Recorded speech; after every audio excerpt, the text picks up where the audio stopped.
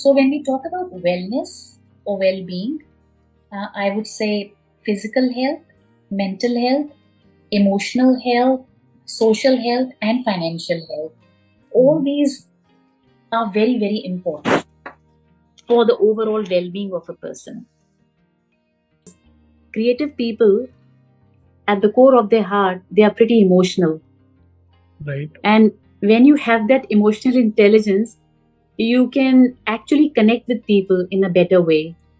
And when you can connect with people, obviously you can listen to their problems and you can help solve their problems. And that's why Western culture की बात करें तो कई बार ऐसा भी मुझे लगता है कि वेस्टर्न कल्चर में हम at the current point, at this stage, it can be overdiagnosed as well. While in our culture, in Indian culture, it might be underdiagnosed. क्योंकि as Indians हमें हमारी मेंटल रेजिलियंस डेफिनेटली बहुत ज्यादा होती है क्योंकि सबने स्ट्रेसर्स अपनी लाइफ में at different stages of life we all have gone.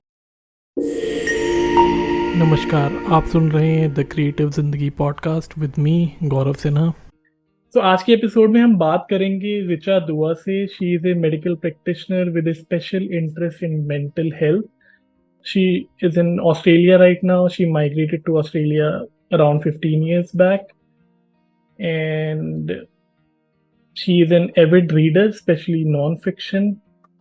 So Richa, first of all, thank you for joining the Creative Zindagi podcast, and I'm glad you are able to spend some time with us. Thank you so much, Gaurav. Thank you for having me on your podcast, and I'm glad we could connect at some stage, and now that I'm here. And I'd like to say hello to all your listeners. I'm Richa Dua, and I'm a medical practitioner working in Australia. And I'll just say a few things about my early career and my education. So as I belong to UP, as belong to a place called Bareilly. और उसके बाद I did my medicine from Ahmedabad और BJ Medical College Ahmedabad और उसके बाद हम लोग 2006 में we migrated to Australia, me and my husband. और उसके यहाँ पे आने के बाद I'm working as a general practitioner. So basically as a general practitioner we get to see a variety of patients, but at one stage I started getting very interested in mental health और फिर वहाँ से ये journey start हुई और now I'm here talking to you about mental health. Excellent. Richa, so that including me, people who are listening get to know you a bit better.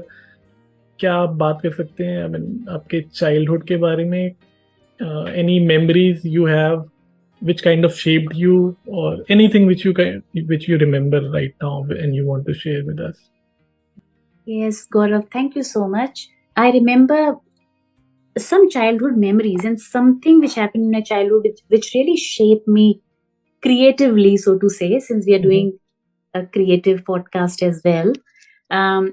So growing up in UP, and somehow my family atmosphere, it was very conducive to art as well, different forms of art, like music. We had ghazals playing in our house all the time. My parents were very interested in listening to fine music. There were lots and lots of books all around, so I got interested in reading. और एक और अच्छी बात हुई कि I did few years of my schooling in Nainital as well. और वहाँ पे somehow in the library I got hold of a very famous writer called Shivani's books.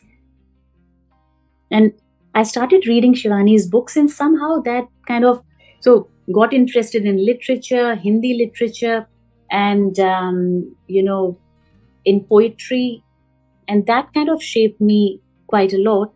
And after that, obviously, I went into medicine, which is a totally different field from fine arts or performing arts, but still I managed to somehow keep the passion, this creative passion.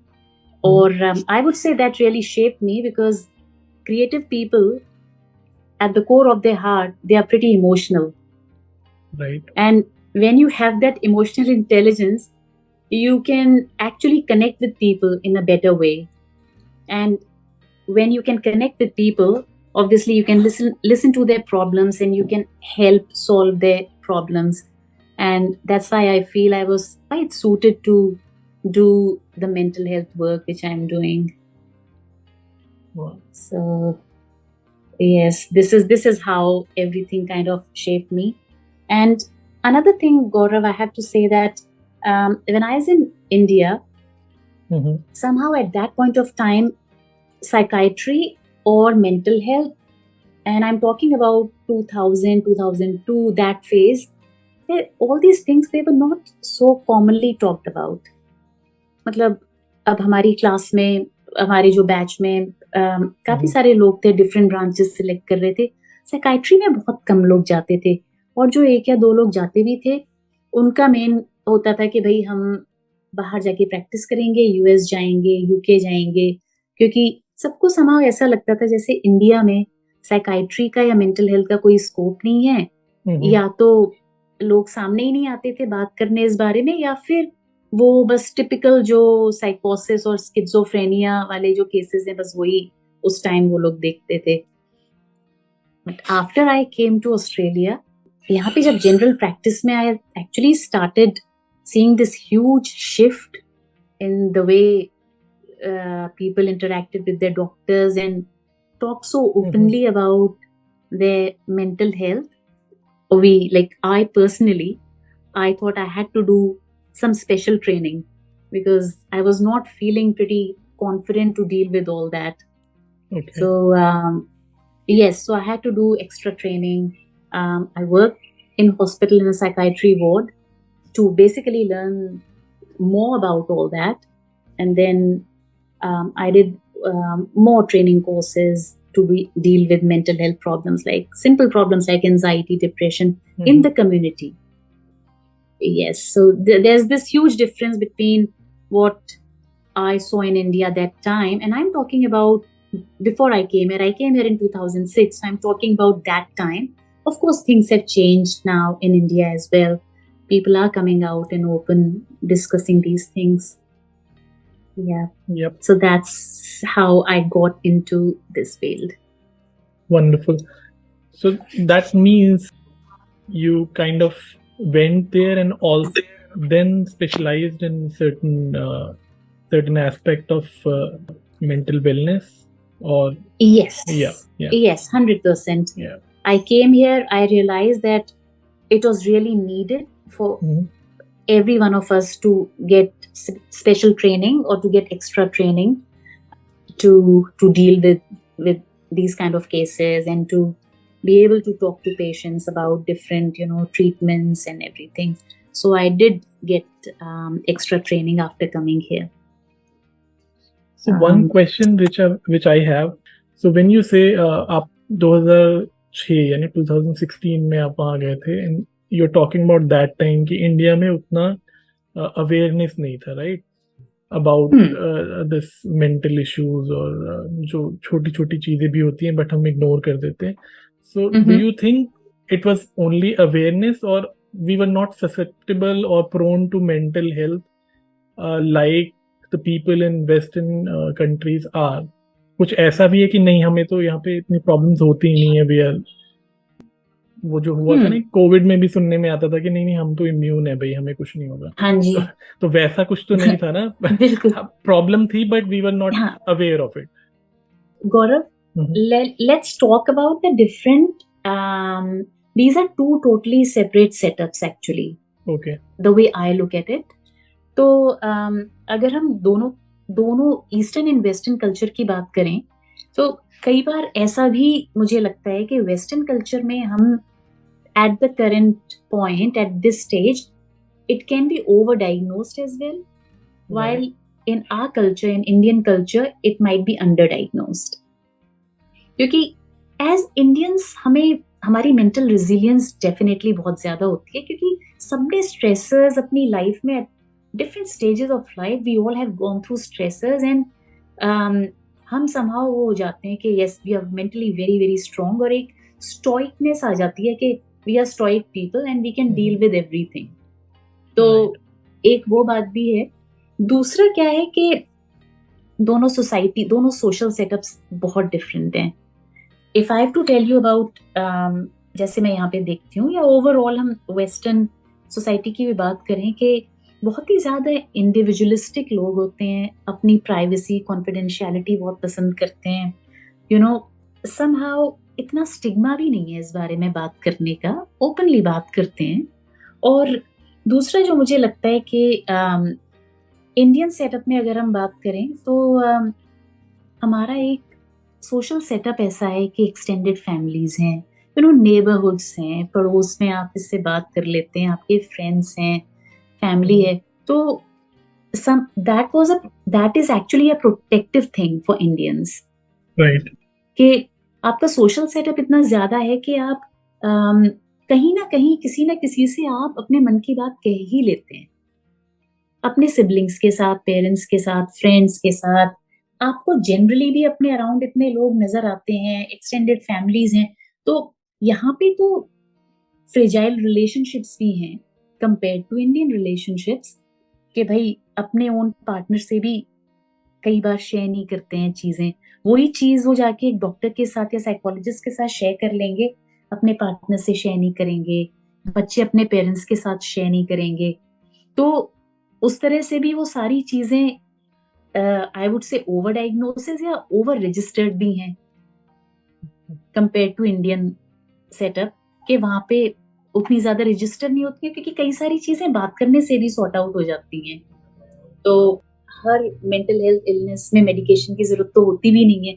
So these are too big, quite big differences in the social setup, as well as जिस तरह से हम लोग की personalities develop होती हैं इन to different cultures. जिस time पे मैंने इंडिया छोड़ा था, 2006 से पहले की मैं बात कर रही हूँ, उस time definitely it was not highly talked about, probably because number one, as I said, protective factors हैं इंडियन सोसाइटी में. नंबर टू, थोड़ी सी लैक ऑफ अवेयरनेस थी. नंबर थ्री, स्टिग्मा अटैच्ड होता था. और अभी over time, now we are looking at 2023 till now, I think stigma part जो है वो भी धीरे धीरे हट रहा है, thank you to all the awareness programs, education programs around this problem. Number two, there's more help available. At least we can talk about the urbanized areas. Help available है ज़्यादा. और तीसरा ये है कि I would say वो जो एक जो प्रोटेक्टिव बैरियर था ना हमारे सोशल सेटअप का, वो एटलीस्ट अर्बन एरिया से खत्म हो रहा है.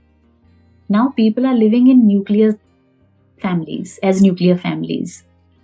ठीक है, तो अभी extended families तो नहीं है to look after them or to even talk about things. अभी when I go back, I see people don't even know their neighbors. अब भाई आपके बगल वाले अपार्टमेंट में कौन रहता है, नीचे कौन रहता है, people don't even know with apartment living, at least in big cities.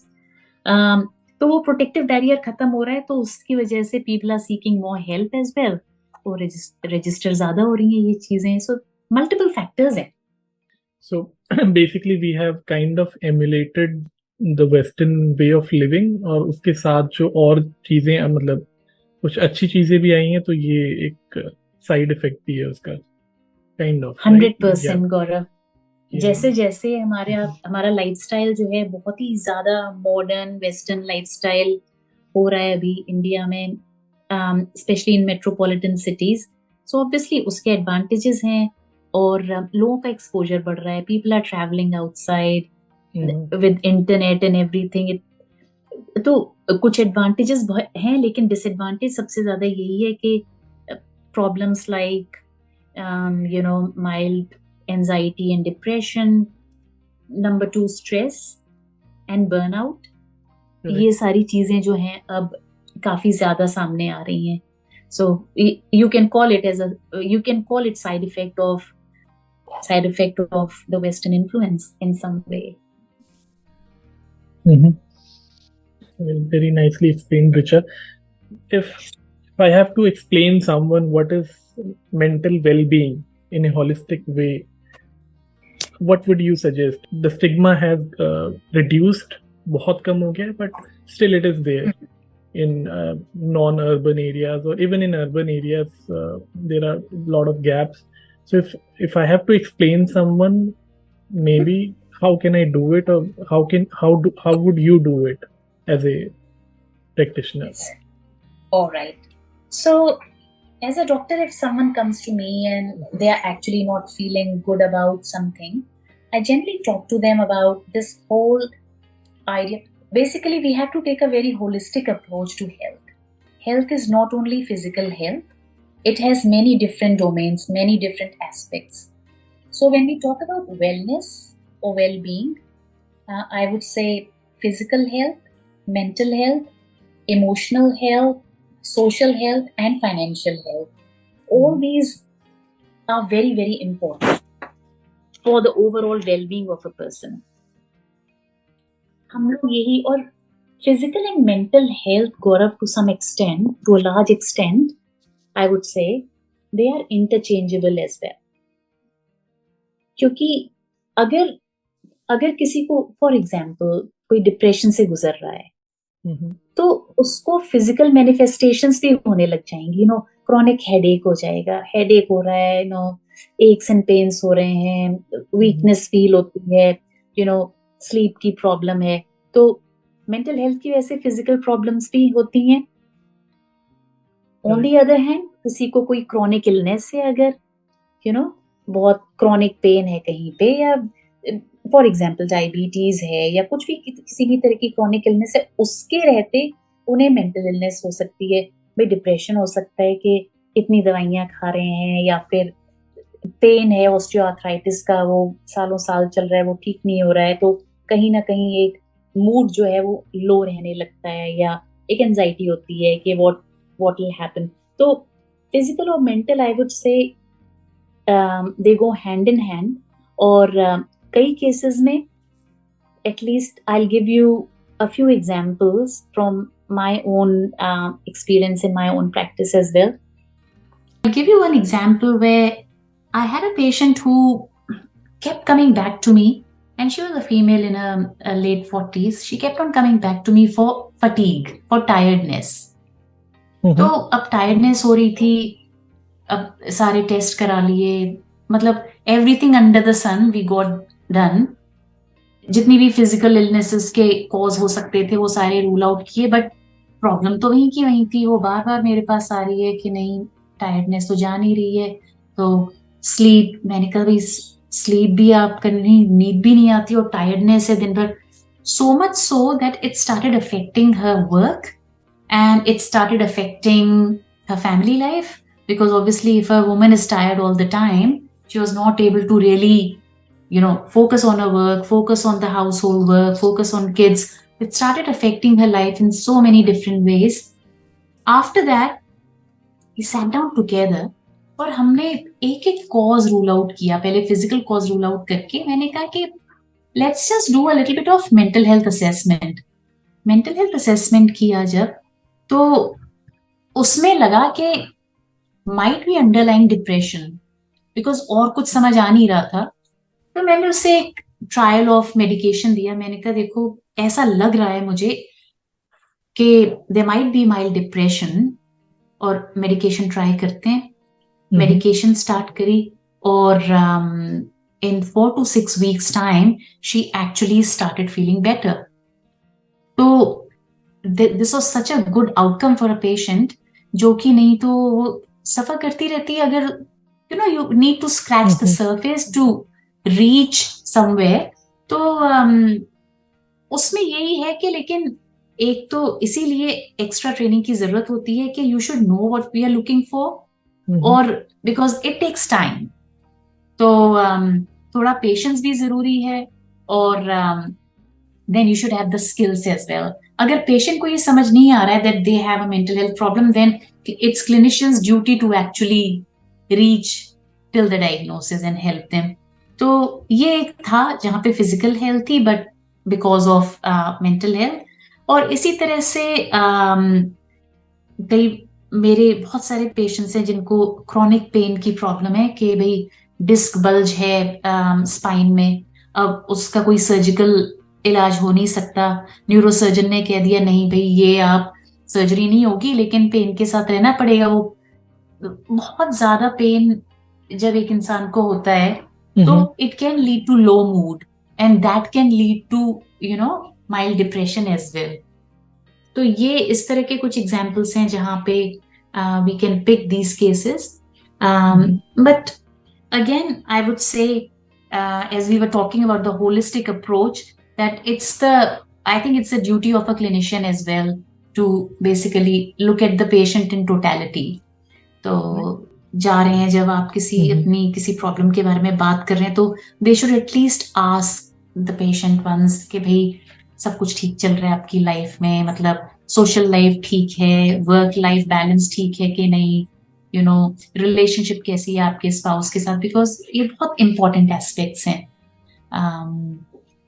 तो I guess these are the few tools we use in medicine. This brings another question, Richa. So as a clinician, what is the approach and how to diagnose someone holistically.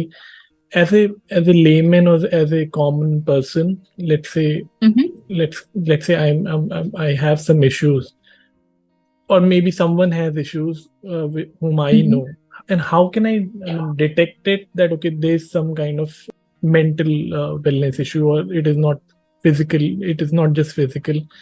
Are there any symptoms which we can look out for within ourselves or others? I think it's very important to talk about these points, Gaurav, and a very, very good question. How do people, how can a layman know that they need help? And that's a very important thing. So इस बारे में हम बात करते हैं अब कि दो तरह से ये चीजें हमें देखनी चाहिए। सबसे पहले तो कि एक होता है रिएक्टिव, कि भाई लाइफ में कोई एक इवेंट ऐसा हुआ है, जैसे कोई रिलेशनशिप ब्रेकडाउन हुई है, या फिर loss of a loved one, या जॉब में कुछ प्रॉब्लम हुई है, कुछ भी इस तरह की। जब एक ट्रिगर होता है लाइफ में, कोई अनप्लेजेंट इवेंट होता है, उसके बाद अगर किसी को इश्यूज होते हैं कि भाई डिप्रेशन लाइक इश्यूज हैं, तो वो जनरली हम उसको ऐसे मान के चलते हैं कि this is a type of adjustment disorder, जो कि एक चीज ऐसी हुई है लाइफ में एंड इट्स वेरी ऑब्वियस कि भाई पेशेंट को रिएक्ट कर रहा है इस तरह से, तो ऐसे स्ट्रेस रिएक्शन भी बोलते हैं। वो कुछ महीनों तक तो ठीक है, कुछ महीनों तक ठीक है वो, लेकिन दूसरी तरफ क्या है कि अगर ऐसा कुछ लाइफ में कोई इवेंट हुआ ही नहीं है, लेकिन फिर भी किसी को ऐसा लगता है, और अब हम साइंस एंड सिम्टम्स की बात करते हैं, अगर किसी को लगता है जैसे कि स्लोली उनकी जो आई वुड से एक कनेक्शन है विद द आउटसाइड वर्ल्ड, वो चेंज हो रही है। सबसे इंपॉर्टेंट यहाँ पे है कि खाना या तो कम हो जाता है, या फिर कुछ लोग कंपल्सिव ईटिंग करने लगते हैं because that makes them feel better. तो वेट एक चीज है, किसी का वेट बहुत एकदम कम हो रहा है, या फिर किसी का वेट एकदम से बढ़ने लगता है। नंबर 2 आता है स्लीप, कि स्लीप अचानक से डिस्टर्ब होने लगती है, या तो स्लीप इंडक्शन में प्रॉब्लम होती है कि भाई आप लेटे हुए हैं घंटों तक और आपको नींद ही नहीं आ रही है, और स्विच ऑफ करना एकदम मुश्किल हो जाता है ब्रेन को, या फिर early hours of the morning में एकदम से स्लीप आपकी एकदम डिस्टर्ब होगी और उसके बाद आप वापस सो नहीं सकते। तो ये दो बहुत इंपॉर्टेंट चीजें हैं। तीसरा है एकदम से लॉस ऑफ मोटिवेशन हो जाता है। अगर किसी को ऐसा हो रहा है कि लॉस ऑफ एनर्जी फील होती है, लॉस ऑफ मोटिवेशन, के मॉर्निंग में आप उठ के जब काम के लिए जा रहे हैं, सडनली यू फील के अरे ये सब क्या है, मतलब you don't look forward to that day. और फिर कुछ इस तरह के सिम्टम्स होते हैं कि फटीग, टायर्डनेस पूरे दिन फील होती है फॉर नो रीजन। एक क्या होता है कि आप एंगर इश्यूज आने लग जाते हैं, कि छोटी छोटी चीजों पे आप टेम्परामेंटल हो रहे हैं, एंगर आउटबर्स्ट हो रहे हैं आपके, आप कई बार लोग सोशली आइसोलेट करने लगते हैं अपने आप को। कोई फ्रेंड है जिसे आप जो बहुत ज्यादा बात करता था या फिर आपके साथ बड़ा कनेक्टेड था, सडनली वो विड्रॉन हो गया है, वो आपने उसे कई महीनों से देखा नहीं है, या फिर वो ज्यादा सोशल आउटिंग्स में आ नहीं रहा है। So I guess these are the important aspects जो साइन एंड सिम्टम जो पेशेंट है वो भी फील कर सकता है, और जो उसके अराउंड सराउंडिंग लोग हैं वो लोग भी इन साइंस एंड सिम्टम्स को पकड़ के then they can at least have a conversation about well क्या चल रहा है लाइफ में और इज एवरीथिंग ओके। उस तरह की एक कॉन्वर्सेशन वहां पे स्टार्ट हो सकती है। ये जो मैंने आपको सिम्टम्स बताए हैं अभी गौरव, ये मोस्टली ये अर्ली डिप्रेशन के साइंस हो सकते हैं। ओके। एक बहुत इंपॉर्टेंट चीज है जो हम बोलते हैं कि loss of pleasure in life. मतलब कुछ चीजें जो हमें, जिनके लिए हम बहुत पैशनेट हैं, फॉर एग्जाम्पल कोई स्पोर्ट्स के लिए बहुत पैशनेट है, कोई म्यूजिक सुनता है, मूवीज देखने जाता है, या सडनली उन चीजों में अगर किसी को इंटरेस्ट खत्म होने लग जाए कि, तो that is one of the science they should watch out for, one of the symptom they should watch out for. तो ये हुए हमारे कुछ एक डिप्रेशन के कुछ साइंस एंड सिम्टम्स। एक बहुत ही कॉमन चीज है और आजकल की जो लाइफस्टाइल है उसमें वो it goes hand in hand, उसे हम कहते हैं एंजाइटी। ओके। और ये वर्ड हम सबने सुना ही है कि भाई ये अरे ऐसा होने वाला है, मुझे एंजाइटी हो रही है या मुझे वरी हो रही है। आई थिंक वरी जो है वो हम सब करते हैं किसी ना किसी स्टेज पे। एग्जाम से पहले होती है वो वरी, रिजल्ट आने वाला है, जॉब इंटरव्यूज हैं, या फिर कुछ एक कोई इवेंट ऐसा होने वाला है। व्हेन दिस वरी एटीट्यूड और this worrying attitude it starts taking it's toll on your life, जब आपकी जो एक्टिविटीज ऑफ डेली लिविंग है उनको अफेक्ट करने लग जाए, कि एक वरी की वजह से आप अपनी लाइफ को नॉर्मल कर नहीं पा रहे हैं, आपको एक कांस्टेंट फीलिंग ऑफ फियर, या फिर पैल्पिटेशंस होती हैं, या आपके जो पाम्स हैं, आपकी हथेलियों में कुछ पसीना सा छूटने लगता है, एक अजीब फियर आपको फील होता है विदाउट एनी रीजन, वो अर्ली साइंस ऑफ एंजाइटी हो सकते हैं। ओके। तो और फिर एक जो बहुत कॉमन आजकल चल रहा है वो है stress and burnout. Stress and burnout भी to some extent overlapping symptoms होते हैं, इसलिए जब भी किसी को इस तरह के सिम्टम्स फील हो तो I think they should talk to the doctor about these things. जो भी उनके फैमिली डॉक्टर हैं, जनरल फिजिशियन हैं, उनसे मिलके वो बात करें, और ऑब्वियसली फिर वो इन्वेस्टिगेट भी करेंगे, वो आगे रेफर भी करेंगे टू द राइट पीपल। तो और अगर हमारे अराउंड इस तरह का हमें कोई, हमारा कोई फ्रेंड ऐसा लग रहा है उनकी पर्सनैलिटी चेंज हो रही है, या हमारी फैमिली में कोई है, तो I would want people to talk to them. उनसे जाके बात करिए और उनको हेल्प दिलाइए। ये मेरा अगला क्वेश्चन था रिचा, कि if someone around us is, I mean we notice some changes in someone, how to deal with it, because as a layperson we won't know कि कैसे बात करनी है, how to initiate, क्योंकि जब कोई person already है उस state of mind में, they kind of withdraw, they don't want to listen, or when they react differently. So वहाँ how a layperson can, I mean how can they reach out actually, कैसे बात करनी चाहिए, कैसे behave करना चाहिए, rude होना है या एंग्री होना है, मतलब या बिल्कुल ही सॉफ्टली बात करना है, वो I think it can get challenging. So if you can throw some light, क्या कर सकते हैं? तो इस तरह की सिचुएशंस में व्हाट आई वुड से इज, जैसे आपने कहा कि अगर उनको खुद इंसाइट नहीं है कि उन्हें कोई प्रॉब्लम है और वो खुद डिनायल मोड में हैं और अभी हेल्प नहीं लेना चाह रहे हैं, तो जो उनके अराउंड लोग हैं फिर उनकी एक तरह से एक मॉरल रिस्पॉन्सिबिलिटी बन भी जाती है कि भाई हेल्प करनी भी चाहिए। तो इसलिए बहुत ही इंपॉर्टेंट पॉइंट है गौरव, और ये इतना बड़ा डिफरेंस है मतलब दोनों साइड के कल्चर्स में, कि अगर हम वेस्टर्न उसमें देखें, एज आई सेड, लोगों को अपनी प्राइवेसी कॉन्फिडेंशियलिटी की इतनी चिंता होती है कि वो पसंद ही नहीं करते कि कोई उनसे इस बारे में ज्यादा बात करे, या फिर किसी के साथ शेयर भी नहीं करना चाहते। वहां ये चीज मुश्किल हो जाती है, क्योंकि वो कह देते हैं this my private life, I don't want to talk about it. लेकिन एटलीस्ट हमारे सोशल सेटअप में, इंडियन सेटिंग में, अभी वो वाली प्रॉब्लम तो नहीं आई है। People are open to these kind of, people won't mind अगर कोई उन्हें उनसे बात करना चाहे। तो इसलिए that is again another very good thing in our setup. कैसे अप्रोच करना चाहिए, that is basically number one. It all depends on कि हमारी उनके साथ क्या रिलेशनशिप है और किस लेवल की हमारी इंटीमेसी है उनके साथ। अब अगर कोई लिटरली बहुत ही क्लोज फैमिली मेंबर है तो we can take the liberty and talk to them directly. तो वो तो इजी वे आउट हो गया कि चलो भाई, अगर अपने सिबलिंग में किसी को ऐसा लग रहा है कि चेंज हो रहा है, तो उससे बात कर सकते हैं कि नहीं, तुम बैठ के मुझसे बात करो। Most important thing here is to be able to talk and listen to them. जिसका एंड आपको पता है आजकल time is premium, right? Time is a premium for everyone. तो taking out time, identifying that someone has a problem, looking around us, वो सबसे इंपॉर्टेंट चीज है। And I say this to everyone, please watch out for people who are suffering in silence. तो अब हम आगे बढ़ते हैं कि कैसे रीच आउट करें। अगर हमने आइडेंटिफाई कर लिया है, I would say go and talk to them directly, और वहां से आपको अपने आंसर्स मिलने शुरू हो जाएंगे।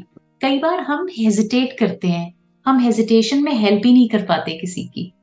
हमें हमेशा ये लगता है how will that person take it, whether they like it or not, but let's just give it a go, let's just try it।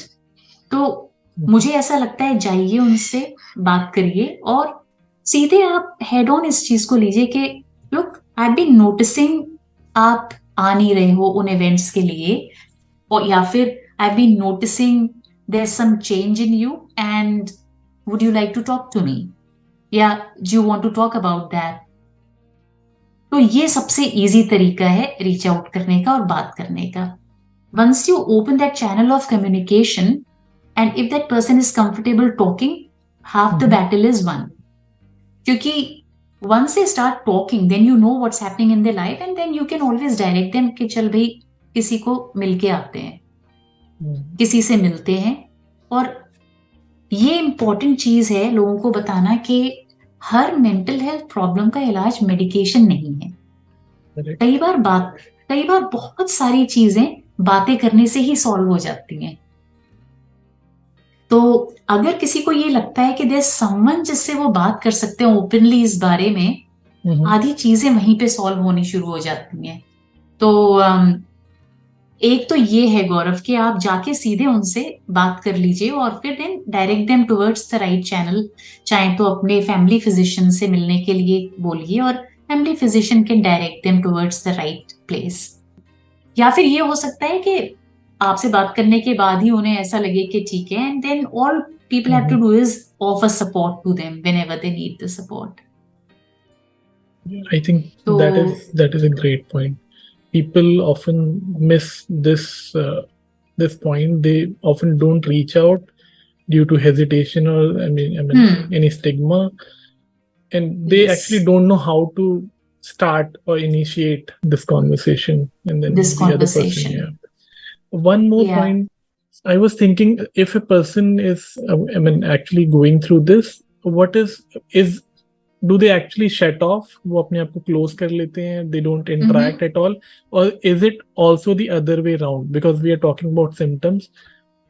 ऐसा भी है कि कोई डिप्रेशन में है या कोई एंजाइटी में है, they are behaving actually opposite to this notion that they close down. They are actually going out and doing stuff which they don't really do naturally. इसमें मोस्टली डिप्रेशन में तो हम लोग लो मूड की ही बात करते हैं कि चीजें कम होती चली जाती हैं। ये जो this whole thing about pleasure in life, enjoyment in life, एक अच्छे मूड में जो रहते हैं, वो चीजें डाउन होती चली जाती हैं। एक स्पेसिफिक कंडीशन होती है बाइपोलर, जिसे हम बोलते हैं बाइपोलर डिसऑर्डर। उसमें ऐसा होता है कि दो ऑपोजिट स्पेक्ट्रम्स होते हैं कि कई बार वो लोग बहुत ही डिप्रेस्ड होते हैं जब वो दिखेंगे नहीं कई कई दिन तक और बहुत डाउन उसमें होंगे, and suddenly you will see them के बैंक से उन्होंने बहुत सारा मनी विड्रॉ किया है और एक शॉपिंग स्प्री पे चले गए, सारा Right. पैसा खर्च कर दिया, हम्म, और रेकलेस ड्राइविंग कर रहे हैं या फिर शॉपिंग कर डाली या गैम्बलिंग कर ली बहुत सारी। और तो एक वो जो रेकलेस बिहेवियर है वो opposite end of the spectrum हो जाता है, जहाँ पे मूड बहुत हाई हो जाता है। तो ओके। डिप्रेशन में हम बात करते हैं लो मूड की, और बाइपोलैरिटी में हम बात करते हैं एक तरफ लो मूड भी होता है, एक तरफ बहुत हाई मूड भी होता है। वो भी बहुत इजीली नोटिस कर सकते हैं हम लोग करेक्ट। जब कोई हाई मूड में होता है तो, क्योंकि अगर आप उन्हें अच्छी तरह जानते हैं you can easily make out के बहुत करेक्ट। ज्यादा ओवर फेमिलियर हो रहे हैं, वो जोक्स क्रैक कर रहे हैं जो उनकी पर्सनैलिटी का पार्ट नहीं है। So that is another thing which I think that's a good point you raised, कि it can go either way as well. Anxiety में लोग कई चीजें अवॉइड करते हैं, बहुत सारी सिचुएशंस, जैसे अगर कुछ ऐसी वो घर से बाहर निकलना नहीं चाहेंगे, उनसे आप कहो कि भाई चलते हैं कहीं बाहर, अवॉइड करेंगे, सोशल सिचुएशंस को अवॉइड करेंगे, लोगों को अवॉइड करेंगे। फिर फोबियाज हो जाते हैं कुछ लोगों को, लिफ्ट में फोबिया होता है, क्लोस्ट्रोफोबिया जिसे बोलते हैं, फ्लाइट से फोबिया होता है, वो भी एंजाइटी काफी क्रिएट करता है। अगर उन्हें ट्रैवल करना है कहीं, एक महीने पहले से वो परेशान है कि फ्लाइट में जाना है, कैसे जाएंगे, तो वो भी उसका एक पार्ट हो जाता है। Okay. एक सबसे इम्पोर्टेंट चीज है गौरव, और इस पॉडकास्ट के through this medium I like to just share that there is enough evidence and a lot of work is happening, research is happening worldwide in which they are saying that loneliness is the next big epidemic. Right. तो पहले हमेशा हम India में lonely होने की बात सोच भी नहीं पाते थे, कि लोग चाहते थे कि भाई हमें थोड़ी देर अकेला रहना है, बट वो because of the social setup वो अकेले अपने लिए टाइम भी नहीं निकाल पाते थे। करेक्ट। वो बट ऑपोजिट था कि यार कुछ तो टाइम दे दो, कुछ तो मतलब टाइम दे हाँ, दो लोगों हमें को अपने भागना लिए, पड़ता था दूर की, हाँ मुझे थोड़ा स्पेस चाहिए। स्पेस चाहिए। Yeah. आप सुन रहे थे द क्रिएटिव जिंदगी पॉडकास्ट विद गौरव सिन्हा।